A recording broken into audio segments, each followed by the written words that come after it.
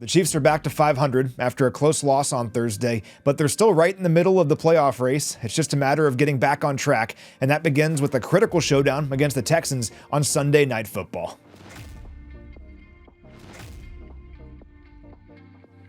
Well, the Chiefs' situation remains a bit of an unfamiliar one at 6-6 through 12 games. The most frustrating aspect of that record, but also maybe the most encouraging, is that all of those losses were by just one score.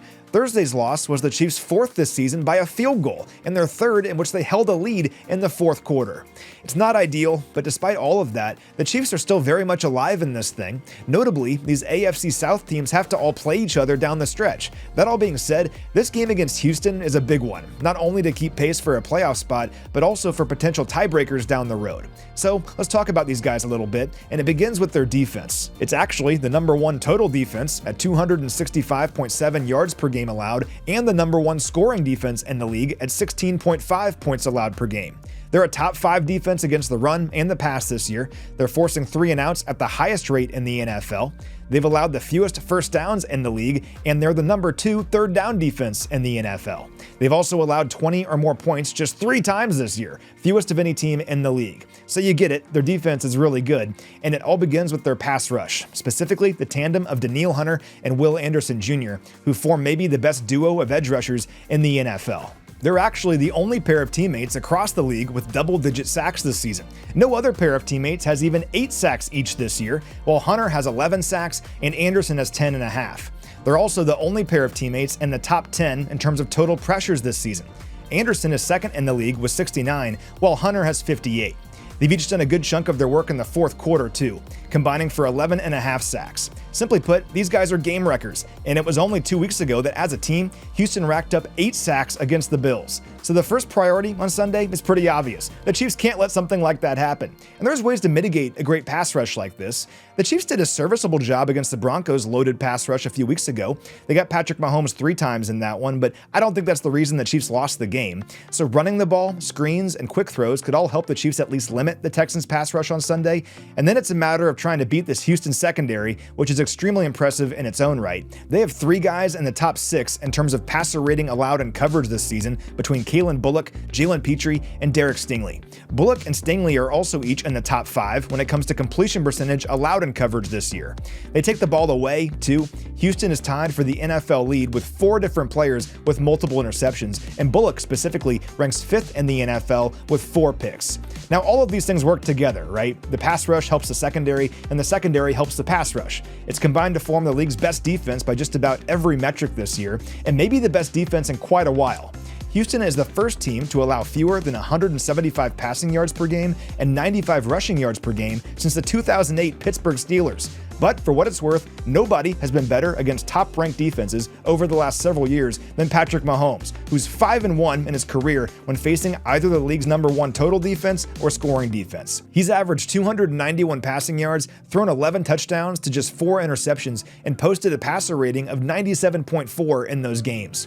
He's also faced a team that boasted both the number 1 total and scoring defense twice in his career, like the Texans do, taking the field against the Ravens in 2018 and the Bills in the 2021 postseason, and he won both games, tossing 5 total touchdowns. It won't be easy against these guys, but there's nobody I'd rather have in this spot than Mahomes. And here's a fun one. Travis Kelce can make some primetime history on Sunday night. He's just 9 receptions shy of passing Jerry Rice for the second most in NFL primetime history. And with 2 touchdown grabs, he'd pass Jimmy Graham for the most touchdowns by a tight end in primetime history. This Houston secondary poses a major challenge, like we've talked about, but Kelce is among the best to ever do it, especially when the lights are brightest, and he'll have a chance to add to those numbers on Sunday night. Some short fields would be nice too, because that's been the best way to score on these guys this year. The Seahawks dropped 27 points on Houston back in Week 7, but 17 of those points took place on drives that began in Texans territory. Kind of a similar deal in Week 10 when the Jags scored 29 points on these guys. Jacksonville recorded 10 of those points on short fields, plus a 73-yard punt return for a touchdown. That helps too. So if the Chiefs have chances on either defense or special teams to create some short fields in this one, their ability to do that and ultimately to capitalize on it could be the difference in the game. So with that in mind, let's talk about the Texans offense a little bit. It's the number 21 scoring offense in the NFL at just under 22 points per game, but that number is up to 25 points per game since Week 4, and since then, following an 0-3 start, Houston is 7-2 too. These guys have some big-time weapons too. Nico Collins is among the best receivers in football. His 381 receiving yards over the last 4 weeks rank third in the NFL. And what makes that 7-2 record over the last 9 weeks all the more impressive is they didn't have CJ Stroud for 3 of those games due to a concussion, but he came back last week and led the Texans to a win over the Colts on the road.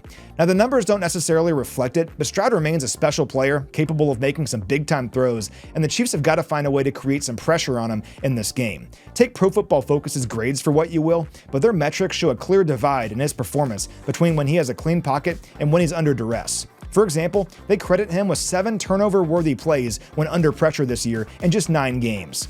The Chiefs couldn't get much pressure at all on Dak Prescott last week, and the result was a big game for the Cowboys' passing attack, especially on third down, where they went 9 for 16 and converted 5 times on 3rd and 7 or longer. The Chiefs can't let that happen again on Sunday, and generating consistent pressure on Stroud is how you avoid a similar result. I say this just about every week though, it all starts with stopping the run. And the Texans have a good tandem with Nick Chubb and rookie Woody Marks. They've combined for just under 1,000 yards on the ground this year, and their carries are split right down the middle, although Marks has handled the bulk of the carries lately. He has double-digit carries in 7 straight games, and he's rushed for at least 60 yards in 4 straight games. It's no coincidence the Texans have won all 4 of those games. So the Chiefs will need to find a way to limit his production on Sunday, force the Texans into some obvious passing situations, and unlike last week, where they struggled to pressure Dak Prescott, they've got to find a way to make Stroud uncomfortable on Sunday. So, it's another big one for the Chiefs. They're still right in the thick of this thing, but this game is a big one, and the Chiefs need to go out there and play their best football. I'm glad we're back at home for this game. The Chiefs have won each of their last 5 home games. I thought the crowd and their energy kind of willed the Chiefs to a win against the Colts a few weeks ago, and we need a similar energy on Sunday. Hopefully, the players feed off that, and we can get this thing back on track.